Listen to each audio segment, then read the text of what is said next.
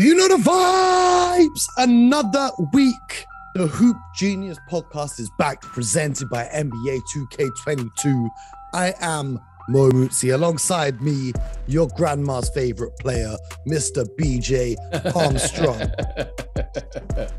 You know, Mo, how come I keep getting people in my timeline keep saying that to me? What is it? Are they trolling me, Mo? What is so that there was really a tweet that went viral.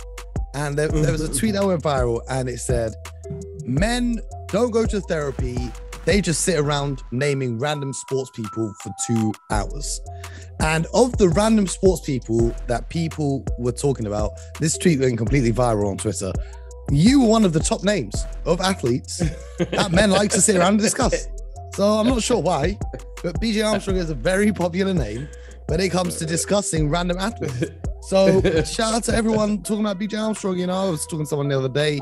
They were telling me that they had a BJ Armstrong jersey when they were 10 years old. It's amazing. It's fascinating.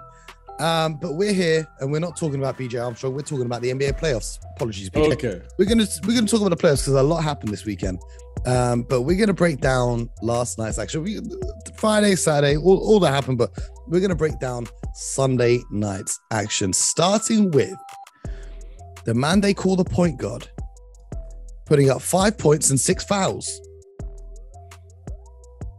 Interesting. BJ, you are known as the point guard guru.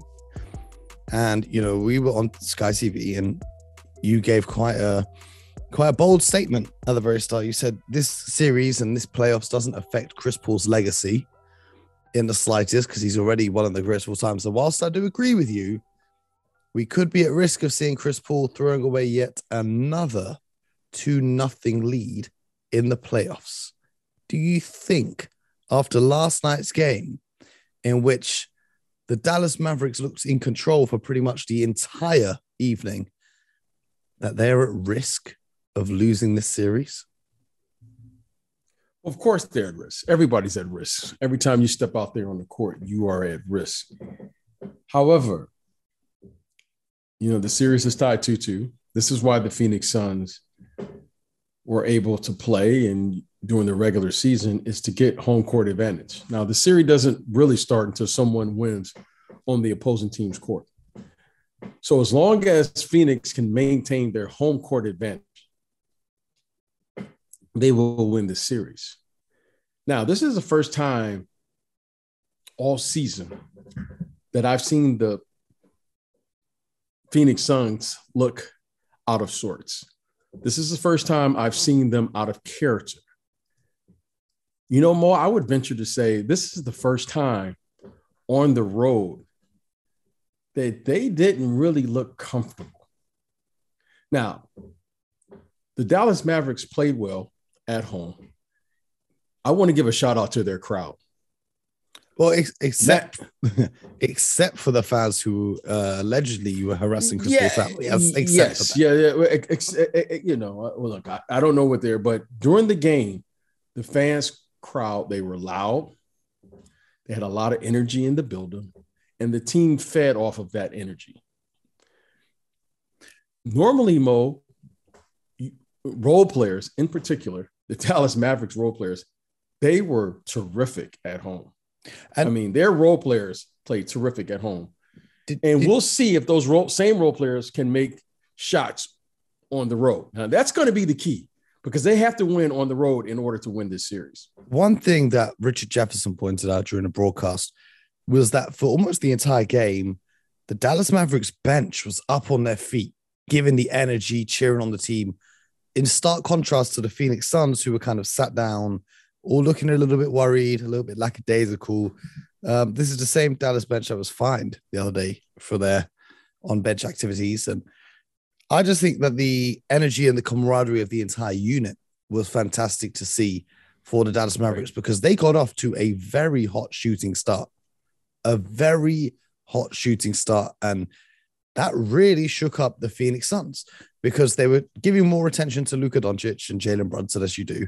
And in the process of doing that, guys like Dorian Finney-Smith and Davis Bertans and Maxi Kleber were all knocking down threes like there was no tomorrow. They were running up that 3-point tally like crazy. And credit to the Phoenix Suns for staying within touching distance, but they could never really find a rhythm, the Phoenix Suns. And what really disappointed me the most is this kid, DeAndre Ayton. He has the chance to come out here and show the world why he's a max player. And you're going up against the Dallas Mavericks. They don't really have an interior presence. This is your chance to come out and dominate like you did in the first game of the series. But he really left a lot to be desired tonight. The best player for the Phoenix Suns tonight, in my opinion, was our friend Bismack Biyombo.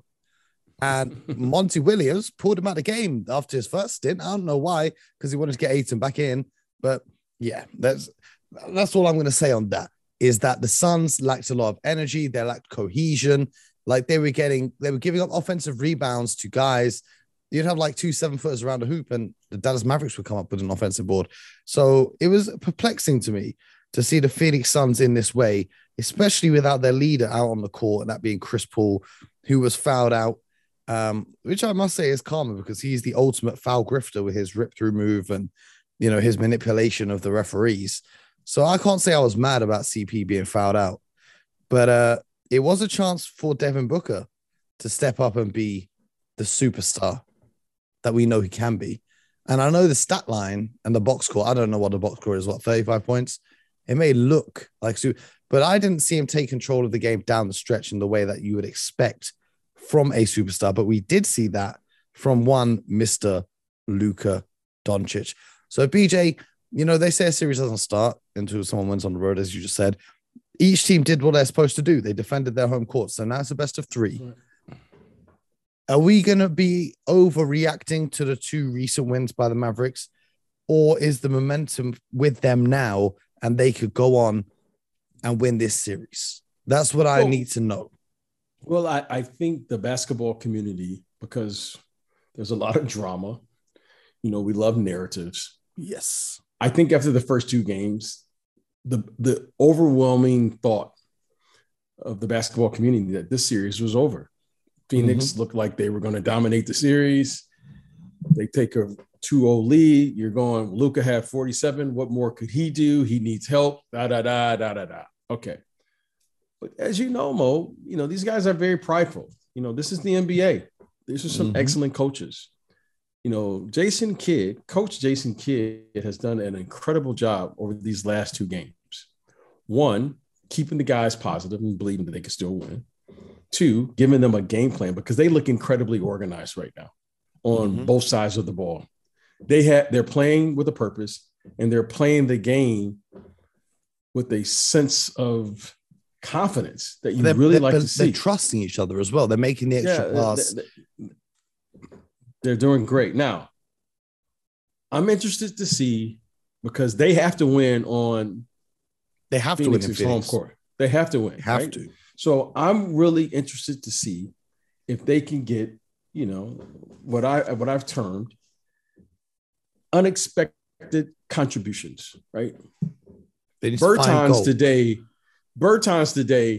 that was like 10, 12 points that I really didn't expect. I don't think Dallas really expected.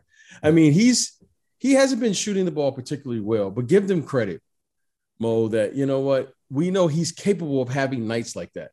And suddenly he really picked a terrific game to contribute. The credit goes all the way back to the Porzingis trade, trading for Dinwiddie and Bertans in exchange for Kristaps Porzingis, because I'll tell you this, if Porzingis was in that game, he wouldn't have helped them like Bertans did tonight. And Spencer Dinwiddie had a really good stretch off the bench as well. Yes. And so those guys, when your role players step up, and they normally do at home, that's what you need if you're going to win the game. Now, will 1 or 2 or 3 of those guys, like they did today, or like these past 2 games, step up on the road in a hostile environment?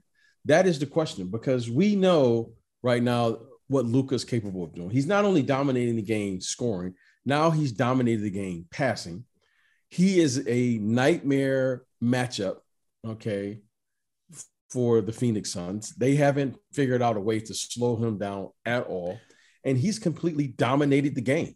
I mean, he's really dominated the game over the last 4 games, even though they've only won 2. So he is, without question, he's asserted himself as the best player in this series. By far. And here's my question to you now.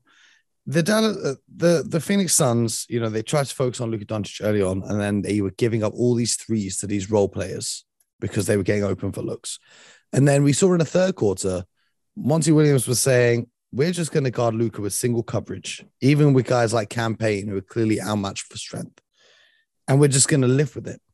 Now, if you had to make the decision in guarding Luka single coverage and living with him, scoring or not scoring, one-on-one against whoever is guarding him, or throw multiple defenders at him, which one? And don't tell me to mix up the coverage, because I know that's the correct answer. But which one do you feel more comfortable with?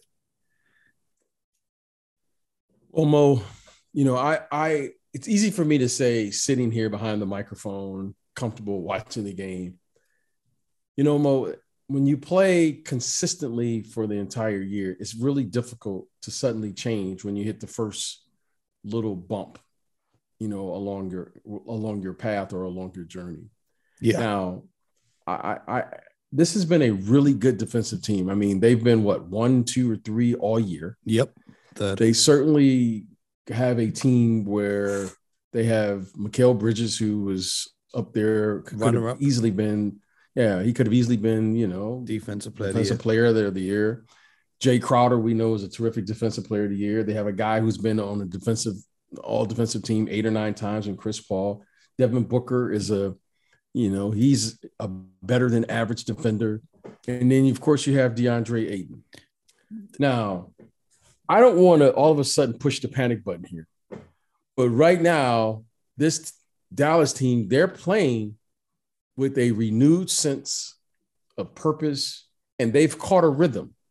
And they've caught a rhythm, from the 3-point line. Now, I want to dive in for a little bit here, if we got a few minutes. Of course. What I think Coach Monty Williams was doing was he was trying to weather the storm, because these guys came out on fire. I mean, unstoppable.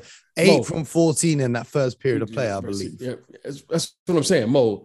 You got to weather the storm. You can't all of a sudden change that in that drastic. You got to weather the storm. Okay, hey guys, and for the most part, they did that. They kind of hung around. Yeah, but they just kept shooting in first quarter, second quarter, third quarter, and then Finney caught fire again in the fourth quarter. So, it's one of those things where you're saying they can't shoot this well for the entire game, but they did. I mean, they shot 46% for the game.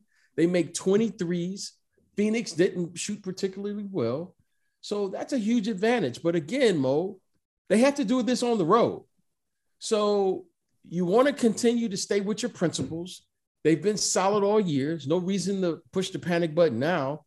But if you're watching this game, you're going, they may have to do something different, Mo, because if they continue to shoot like this, Mo, I mean, we're in a series right now. We're in a fight right now. It's a dog fight right now. I still think they are the better team, the Phoenix Suns, but they're in a fight right now. Phoenix Suns back-to-back games with 17 turnovers. Back-to-back games barely cracking. They scored 101, but one of them was a stat padding layup at the very end of the game. So let's say they didn't crack 100 points yet again, which is almost impossible for this team.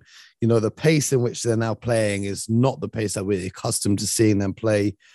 I think, I said this earlier when we were on TV, but the way that they were talking after that game too, when they went hunting Luka Doncic on defense down the stretch, they were talking after that game, and the vibe that I got was that they thought they'd won. They thought they'd figured out how to beat the Mavericks. Okay, we're just going to pick on Luka now when these next 2 games go to the Western Conference Finals. But it's not that simple. And the one thing the media loves to do is they made a huge thing about Luka getting picked on defense. Well, just there you said Devin Booker is a better than average defender. I would disagree with that. I would say he's an average defender when he's trying, and when he's not trying, he's a way below average defender. We see him get picked on by Jalen Brunson, who's much smaller than him, especially in game 3. Jalen Brunson was having his way, driving past him, getting into the paint at will. Now, I know Devin Booker had a nice block, and it's a nice highlight. And, he's had this reputation this year for trying on defense and buying in. He has improved, don't get me wrong, but everyone talks about Luka getting picked on. Well, CP was getting picked on by Luka Doncic. Devin Booker was getting picked on. So I would hope that Luka could pick on CP. I mean, he hasn't bothered 8 inches and about like 80 pounds. I would hope so. Okay, but then Luka gets picked on by guards that are quicker than him. Like, okay, it works both ways. It works either way, but everyone makes a big deal. Everyone makes a big deal when it's Luka getting scored on, and they don't say nothing when it's Luka doing the scoring against someone else. So I just find that interesting as an interesting narrative, so to speak. But yeah, this chess match is going to unfold, but I think the key is the big man. I really think the key is the big man. And I think the strategy that I would go with if I was, the Phoenix Suns, I would let Luka score as many points as he wants, just like in games 1 and 2. Let Luka score as many as he wants. As long as we can stop these other guys catching fire from behind the arc, we'll be okay and we're going to win the game. Because Luka by himself is not going to score 100 points. That's how I would look at it. But obviously, I'm not a head coach of the Phoenix Suns. But, what I love is when teams go up 2-0 at home and everyone thinks, oh, yeah, this is going to be an easy series. And then they go on the road, lose the next 2 games. And all of a sudden, it's the best of 3. We've got a series on our hands. That's what we saw over in Philadelphia tonight as well. Because the Miami Heat took a 2-0 series lead. And then all of a sudden, Joel Embiid returns wearing the mask. And now the series is tied at 2 games apiece. And the Miami Heat have not looked like the Miami Heat we saw in games 1 and 2. Bam Adebayo has not looked like the Bam Adebayo we saw in games 1 and 2. The presence of Joel Embiid alone on that court has had such an impact. The role players stepped up tonight. Danny Green had a good game and Georges Niang had a good game. But most importantly, BJ, I was saying to you earlier, I saw someone tonight that I've not seen in a long time. I saw someone tonight I've not seen since February. And his name is James Harden. The beard reemerged with a monster performance, some clutch buckets down the stretch. It was fantastic to see. Now, my question to you is, do you think the Philadelphia 76ers can go into Miami and steal game 5? Without question. That goes without saying. Can they do it? Yes. Now, will they do it?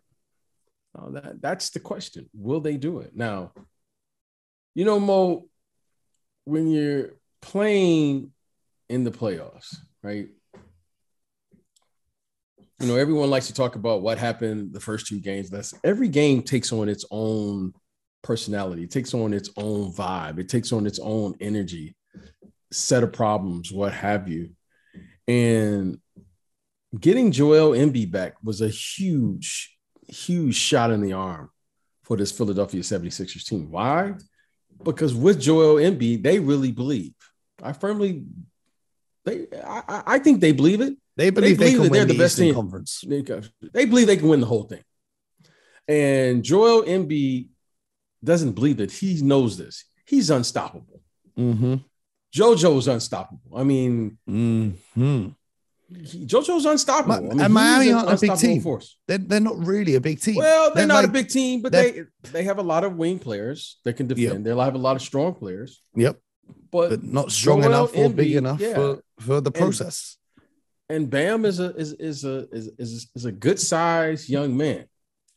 But Joel Embiid is just, he's huge. When I look at Bam, I see the body of a power forward more so than a center. Well, it's by yesterday's standards. I would agree.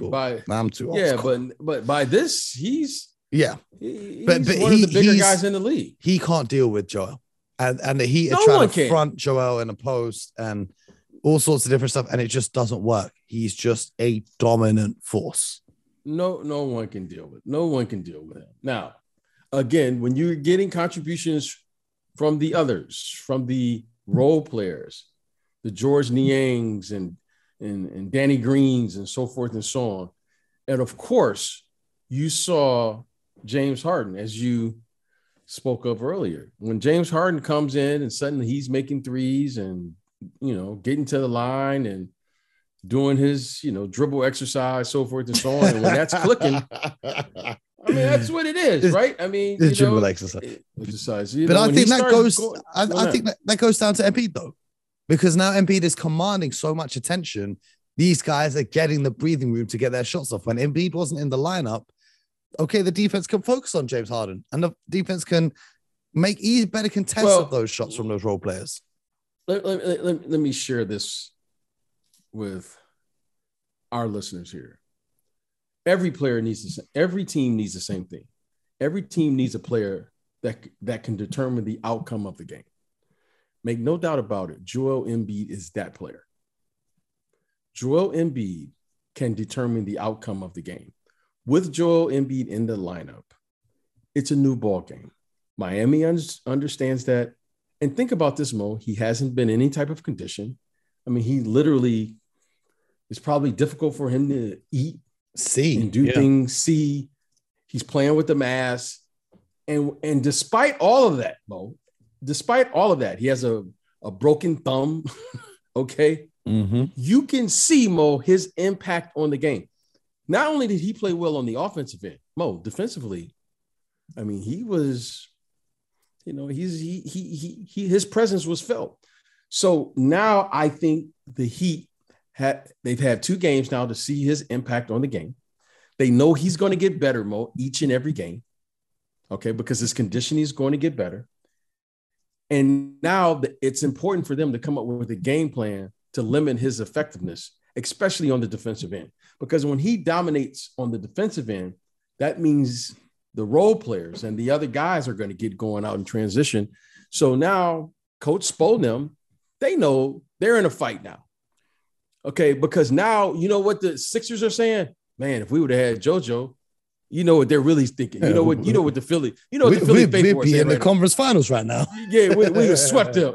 We would have swept them. Now, you know what I mean? And it was. I just want to say this. It was good to see Morris back on the court after his whiplash he received from Nikola Jokic, and he was on the court for about 3 possessions before Joel Embiid swatted one of his shots so hard I thought he was going to get whiplash again, because that was one of the most brutal blocks I've seen from Joel Embiid, and he's doing it not just with the mask on and a fractured face. He's doing it with a torn muscle in his hand, in his thumb that he's got bandaged up, and an injury in his leg that no one talks about.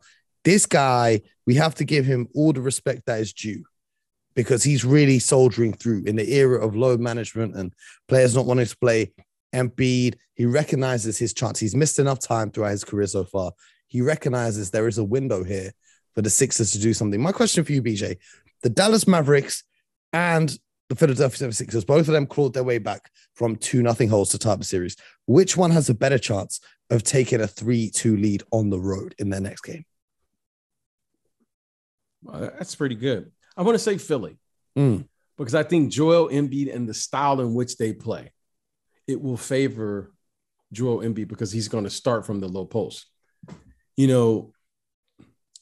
Luka is a concern now because he's not only doing this from the perimeter at the top. Coach Kidd is now putting him on the post. Yep.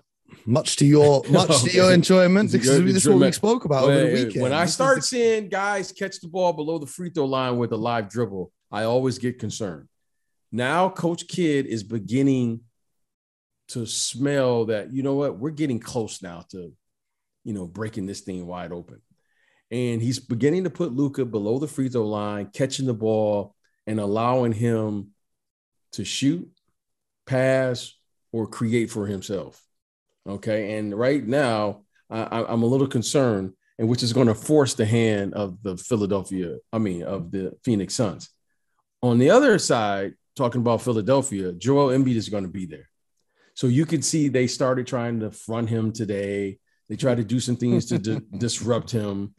But I think JoJo overall, if he continues to play aggressive, and as you can see, his conditioning is getting better, I just think he's just so big of a man that he'll just wear you down. And so I think if you're asking me that question, who has a chance? I think Philadelphia, because of the style they play. They can play really slow. And if JoJo can, again, if he can control the paint like he did this evening, I think they will have a better than average chance to go down there in Miami and get one. Well, both Philly and the Dallas Mavericks tied their series up at 2-2. And tonight, there are 2 teams who have the chance to tie at 2-2 in the Boston Celtics, who will play the Milwaukee Bucks, and the Memphis Grizzlies, who will play the Golden State Warriors. Now, Ja Morant right now is reportedly out for tonight's game. So I'm not going to dive too deep into that now. He's listed as doubtful. I doubt he plays. And if he doesn't play, I don't know if the Memphis Grizzlies can win that and the Golden State Warriors can take a 3-1 lead, Having said that, in the regular season, the Memphis Grizzlies played amazing basketball whenever Ja Morant was missing time. So they have been well prepared for it. How do you see this one going tonight? Well, conventional wisdom would tell me that they have no chance. However, they did go this year 3 without him? Yeah, 2. I think only 2 losses without Ja Morant. Without Ja Morant. I suspect they probably will be a better defensive team without Ja Morant. I also suspect Dylan Brooks is back. They will move the ball and have ball movement, player movement. And it's going to be a new way to play for the Golden State Warriors. And it's always tough because you get into a rhythm of personnel and how you're going to play and so forth and so on. All of a sudden now the game should look different. But I think this Golden State team, look, they're playing terrific basketball right now. I got to give them credit. I really didn't anticipate them playing this well, even though they're minus big win. James Wiseman. We haven't even spoke about that because it happened over the weekend when we weren't doing a show. Yeah, James Wiseman is, hasn't been there all year. They lose Gary Payton. They've had guys in and out of the lineup, but for whatever reason, their experience and their depth, and Klay Thompson continues to just, he just continues to grind it out, and play and shoot and come up with timely baskets. So I give those guys credit. They are playing terrific basketball. Things are lining up for them. I think for them, they understand the urgency of winning now when you're supposed to win. So I think they will be ready no matter whether Ja is there or not. I think they're going to want to take care of business and then try to close this thing out there in Memphis if given the opportunity. And, just touching on that game 3 that they won in very convincing fashion, they put up 142 points, which is a lot of points for a playoff game. They did a great job because the Grizzlies came out red hot from 3, like we saw the Dallas Mavericks do today. Then Steve Kerr sent his guys into a zone, and it really shut down the Grizzlies. The Grizzlies really struggled creating that half-court offense, even though Ja Morant was knocking down 3-pointers like we've never seen him knock down before. So credit to Steve Kerr and the Golden State Warriors for taking a 2-1 lead. I think they can take the 3-1 lead, but BJ, game 3 between the Celtics and the Bucks. The worst game I have ever seen Jason Tatum play. Stop it, Mo. You were screaming for the entire game. That was 48 minutes of basketball. That was the worst game I've seen Jason Tatum play ever. And think about it. You still had a chance to win. And that was a shooting foul on Marcus Smart. See, I'm not going to complain about the referees about saying Giannis commits the charge every time he drives to the bucket because Giannis is so strong. If you're going to call those, the game will just never happen. Okay. I'm not going to complain about those. What I will complain about is that foul on Marcus Smart that gave him 2 free throws should have been 3 free throws. Okay. BJ, I'm someone who's watched almost every game of Marcus Smart's career. I know for a fact he was trying to shoot that thing. I know he thought in his head that he should take a fadeaway 3 for the win at that moment. And the fact that the referees didn't give that as a shooting foul was ridiculous. And then there was other calls, a goaltend that was a very obvious goaltend that everyone's showing as a highlight with Giannis just blocking a shot on its way down. Ridiculous. And then there's a few other calls here and there. But the refereeing has been absurd. And not just for the Celtics, but for every team in the playoffs so far. But Giannis Antetokounmpo is unstoppable. Refs, no refs, whatever you want to call it. This guy is the first 2 games were quiet for his standards, even though he got like 28, whatever points, triple doubles. Giannis Antetokounmpo is unstoppable. He is a dominant force. But I have to credit the Boston Celtics because they were 0.2 seconds away from winning that game or sending it to overtime at least. Right. Which is crazy considering how badly they played and how dominant Giannis was. So going into tonight's game, where the Bucks could take a 3-1 lead, or the Celtics could tie the series at 2-2 and regain their home court advantage. How do you look at this one? They have an opportunity in these 2 games on the road to get one. That's just the bottom line. They have 2 games to get one on the road. They have one game to get one now. yeah. Now, and look, great effort in game 3. What more could you ask? See, Mo, I don't get into, sometimes when you play in enough games, you're going to get good breaks, you're going to get bad breaks, but you keep playing through it. You just keep playing. And you know what, Mo? They continue to play. They still had a chance to win, whether or not it was she should have got 2 fouls or 3 foul shots or whatever the case may have been. You just keep playing, okay? And if you continue to play hard enough, you will get your fair calls and everything will shake out in the wash, right?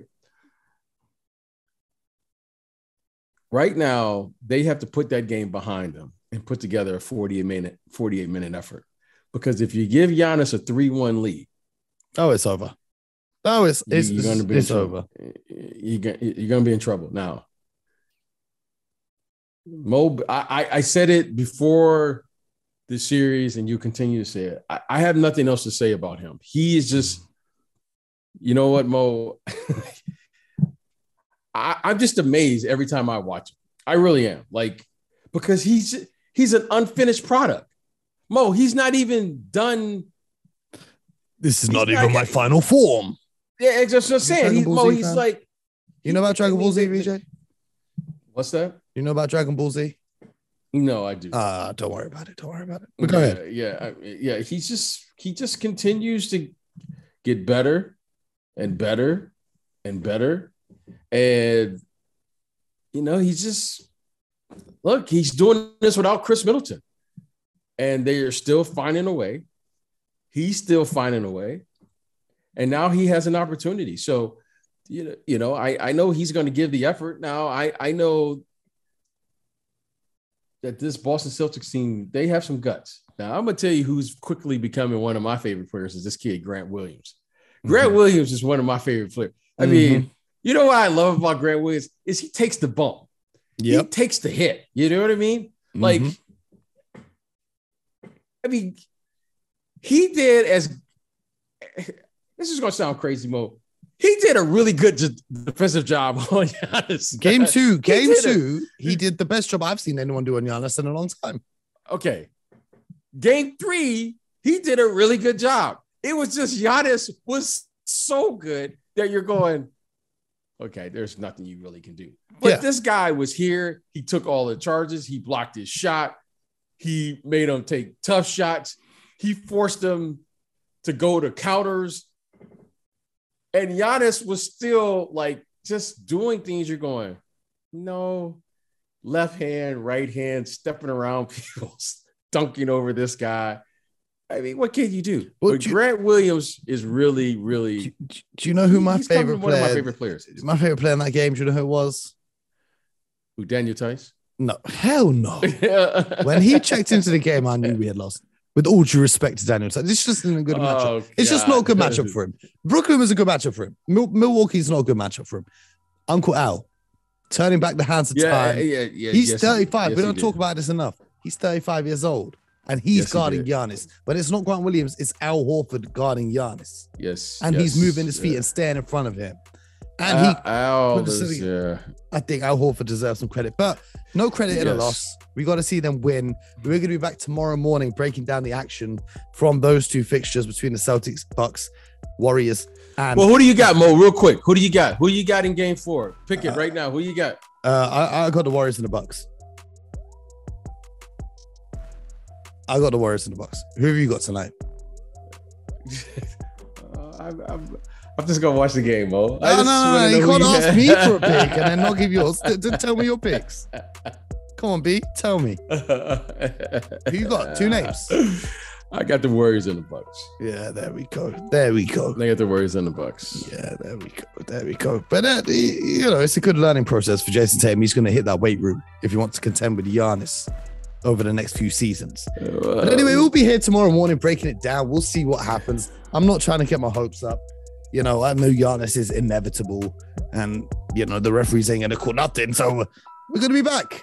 Hoop Genius Podcast. Make sure you subscribe, leave a review, leave a rating. We're going to be here every Monday till Friday, 7 a.m., bright and early. So if you aren't insane like me and don't stay awake all night for the games, catch us every morning. We can recap them for you. Everything you missed in a nice episode right here, packaged up nicely for you. This has been episode 91. They're flying by. We're putting in the work, the consistency. So please do recommend us to your friends. Subscribe, leave a review, and most importantly, until next time, get buckets.